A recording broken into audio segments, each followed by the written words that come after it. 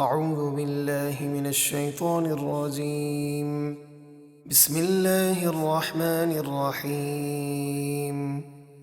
إنما المؤمنون الذين آمنوا بالله ورسوله وإذا كانوا معه على أمر جامع لم يذهبوا حتى يستأذنوه إن الذين يستأذنونك أولئك الذين يؤمنون بالله ورسوله فإذا استأذنوك لبعض شأنهم فأذن لمن شئت منهم واستغفر لهم الله إن الله غفور رحيم۔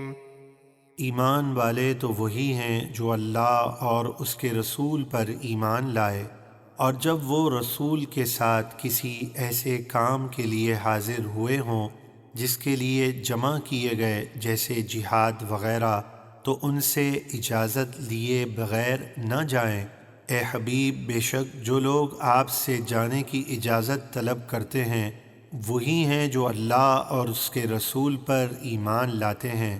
پھر جب وہ آپ سے اپنے کسی کام کے لیے اجازت مانگے تو آپ ان میں سے جسے چاہیں اجازت دے دیں اور ان کے لیے اللہ سے معافی مانگے، بے شک اللہ بہت بخشنے والا، بے حد رحم فرمانے والا ہے۔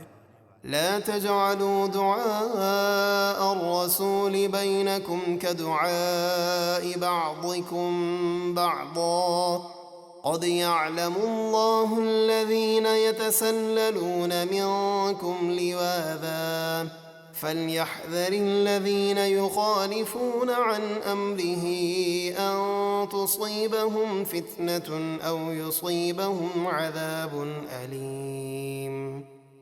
اے لوگو، رسول کے پکارنے کو آپس میں ایسا نہ بنا لو جیسے تم ایک دوسرے کو پکارتے ہو۔ منافقوں پر جمعے کے دن مسجد میں ٹھہر کر نبی کریم علیہ الصلاۃ والسلام کا خطبہ سننا بہت بھاری گزرتا تھا، تو وہ چپکے آہستہ آہستہ صحابہ علیہم رضوان کی آڑ لے کر مسجد سے نکل جاتے تھے۔ اس پر یہ آیت نازل ہوئی، بے شک اللہ ان منافق لوگوں کو جانتا ہے جو تم میں سے کسی چیز کی آڑ لے کر ہمارے حبیب کی محفل سے چپکے سے نکل جاتے ہیں، تو ہمارے رسول کے حکم کی خلاف ورزی کرنے والوں کو اس بات سے ڈرنا چاہیے کہ انہیں دنیا میں کوئی آفت پہنچے یا انہیں آخرت میں دردناک عذاب پہنچے۔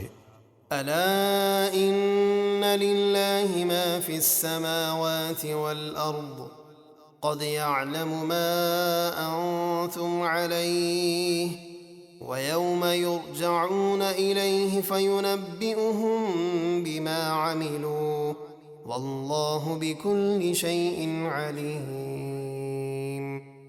سن لو، بے شک اللہ ہی کا ہے جو کچھ آسمانوں اور زمینوں میں ہے، تم جس حال پر ہو بے شک وہ جانتا ہے، اور جس دن لوگ اس کی طرف لوٹائے جائیں گے تو وہ انہیں بتا دے گا جو کچھ انہوں نے دنیا میں کیا، اور اللہ سب کچھ جانتا ہے۔